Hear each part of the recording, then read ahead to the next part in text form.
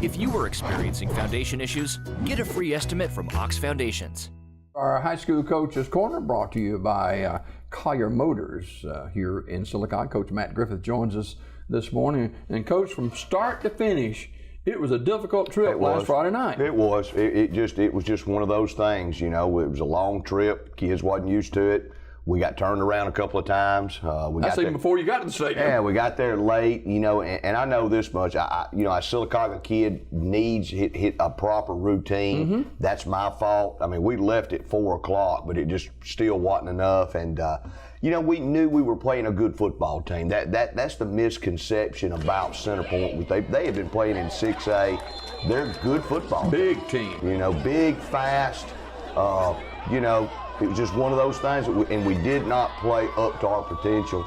And they played one of their best games at home, and it showed. You know, we made a game of it. Mm-hmm. We came back in the second half, but we just could not get a lot of things going. And I think the opening drive really kind of set the tone. Was we driving it all the way down the field. We fumbled the ball. They returned the ball all the way to the 20. We're that type of team this year. We have a hard time recovering from those things happening to us.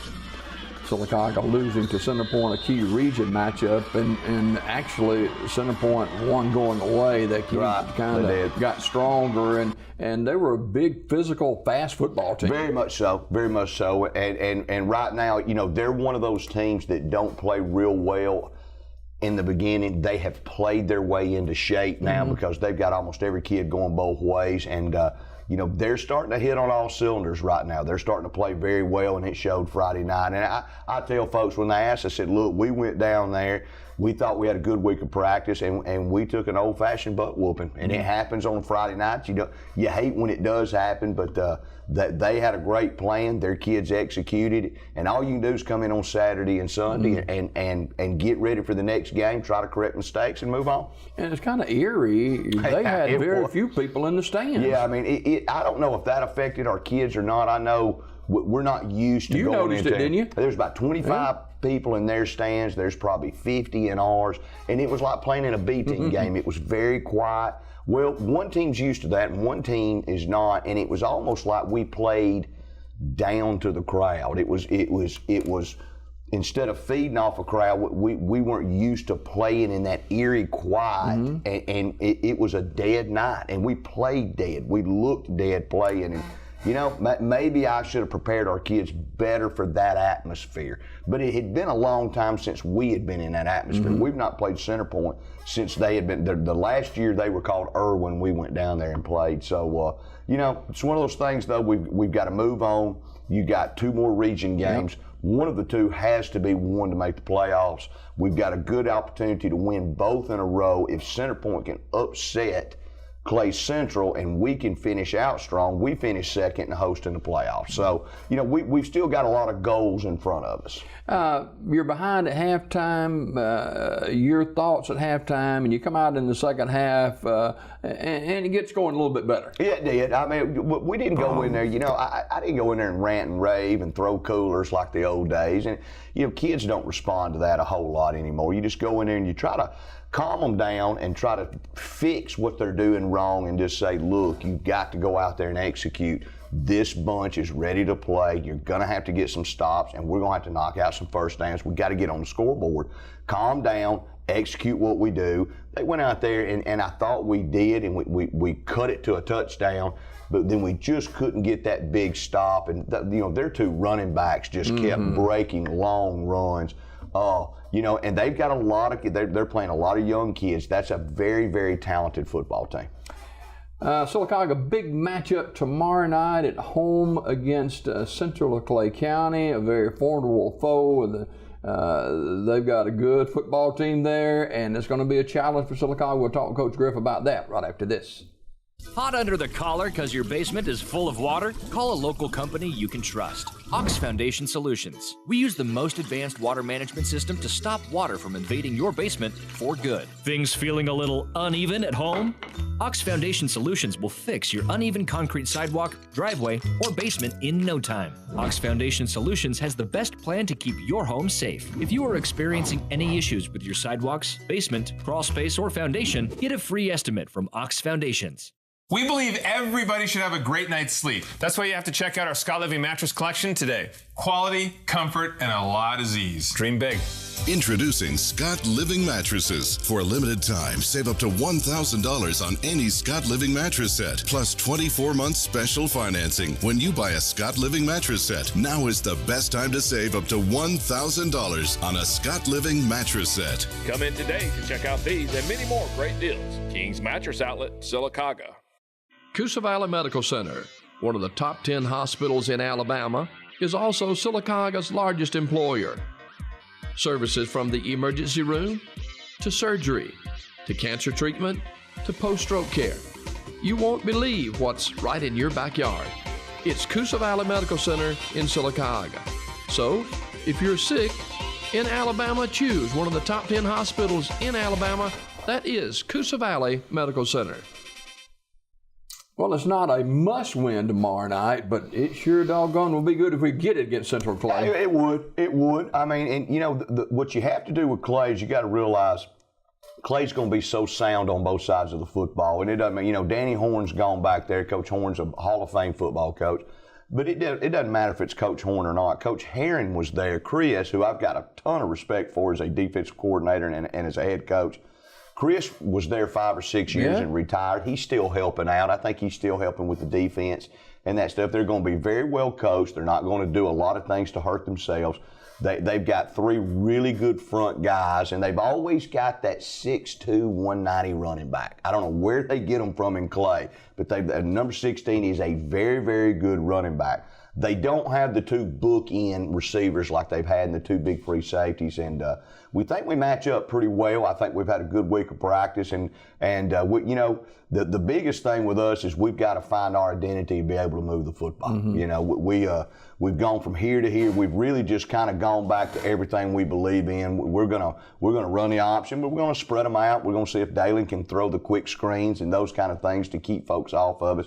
We don't think we did a very good job last week of keeping things going offensively the way we want to. So we'll see what happens. Been from outside looking in, especially with the offense, it's been kind of sporadic. It's been very sporadic this year, and I just think it's having so many new people and having you just don't have that Alex that can carry you as the offense finds itself. You know, we've always had that back that it when in doubt you could give it to a back. You need that 3rd and 3 or you know. And you kind of then you find yourself by game 4 or 5 of what you do well. And this year it's just not been that. I think we've played hard. I think our kids have given us a lot of effort. And I think some of them have done the best they could, but it just never has gelled the way we've had offensive units in the past. That's happened before in the past, though. We've had a couple of years here. People have forgotten that we went through that, you know. And you know, as a coach, we already know the fix. It's hard to get things fixed as the season goes on. From week to week. But we realize now, personnel-wise, and exactly the route we need to go by next year in the off season. But the critical thing now is you're still having this season, and that you've got to find a way to move the football consistently. And the things that we're disappointed in is a little bit of lack of discipline on the offensive side of the football and not being able to recover when bad things happen. You know, when you fumble, you got to be able to recover. When you throw a pick, you got to be able to recover. We struggle with those things. Central tomorrow night, defensively, what concerns you about them facing your offenses that's really trying to find that true identity, maybe? Well, you know, they've always done a very good job defensively. It's a hit or miss every other year of you know, there's years that they really do a good job of stopping us, and then the next year we'll explode on them. I mean, about 2 years ago, I think we had 600 yards of offense. Well, the very next year, which was last year, we were as explosive offensively, but we had a couple of bad calls early, and then they did a good job of stopping us. What concerns me, they're very well coached at their linebacker. They're going to take their 2 outside linebackers, and they just don't move them much. You cannot formation them out of getting out of that 5-man front. So we have to get the ball on the perimeter. We have to throw bubbles. We have to throw outside and get outside to make those guys move before you ever run it in between the tackles. Talk about your quarterback situation a little bit. Well, yeah, David's a phenomenal athlete. He's a great kid. He's a straight A student. And he has struggled somewhat throwing the football consistently. And but we're going to give him that opportunity Friday night. I can't think of a better kid in our program. Very quiet leader. He's a 3-sport athlete. He's probably, and he would tell you this, he would love to be moved back to receiver. That's his home. And I wish we were in a situation that we could have kept him at that Z receiver. I thought him and Keaton were really well together when Keaton Wilson was here. But it was one of those things he was desperately needed at the quarterback. Yeah. I think he's done a good job, and but there's still a lot of games to play. We've got to find a way to get in the playoffs. Do you think the kids, young kids think differently than older folks, but do you think they sense the gravity of the importance of this game tomorrow night? Yeah, I think so this week. I think they sense the next 2 games are important for their season. Kids have wonderful resilience now. I mean, because I'm telling you, and as you get older, I think we're a little bit better as coaches that kids don't dwell on a win or a loss real long. By Saturday and Sunday, they're good. And coaches probably take it a little harder than the kids do a lot of times. But I've learned also not to get too high with the wins and don't get too low with the losses. There's always another game to play. Well, right now you're down to the last 2. If you don't win one of those 2, there's not going to be any this year. And I just told the kids yesterday, I said, look, don't put so much emphasis on anything that you don't play well, but realize this, you have had a great year so far. You are 6-2. There are hundreds of schools that would like to be in your situation, but don't let it slip away from you. A 6-4 year would be a disappointment. We've got to find a way, get in the playoffs. And then when you get in the playoffs, anything can happen. Anything can happen. You just never know. But you got to get there. Yeah. You got to get there. Final home game of the regular season for these seniors. Right. I got 15 of them, which is one of the lower numbers that we've had in the past. But they've been a good group. They started probably with 25 or 26. And one of the toughest ninth grade little groups that I had coming through. But the ones that stayed have been really good kids. We'll miss a lot of them. And if you notice, we're a heavy junior team anyway. We're a lot of juniors and sophomores. But this senior class, it means something to play on their home field. And, it's almost like losing a kid every year. You almost adopt these other kids as they go through your program. So they'll be missed. And certainly we want a large crowd and a loud crowd at the stadium tomorrow night, because that's 2 or 3, 4, maybe a touchdown difference right there. I believe so. And if you'll look, every single home game this year, there's not been a home game that our kids have not fought and played their guts out, and it's because they're on their home field. Yeah, I don't think we have an opportunity to beat Mortimer Jordan like we did that night if we're at Mortimer Jordan. We have struggled, even though before Center Point, we had not lost a road game, but we had not played well on the road game, and we've played well at home, and it's going to take that to win this ball game Friday night. I hope people turn out. And I tell you what, you owe it not only to the senior football players, but you've got senior cheerleaders. You've got senior band members that have, what the thing about a band member is this, he or she has probably been in the band since the 7th grade. I mean, we're not talking 3 to 4 years. You're talking 5 to 6 years. Practicing those hot days too. Practicing when they were 12 years old. And that means a lot to them as a senior night, though. And I'm glad we do senior night the way we do.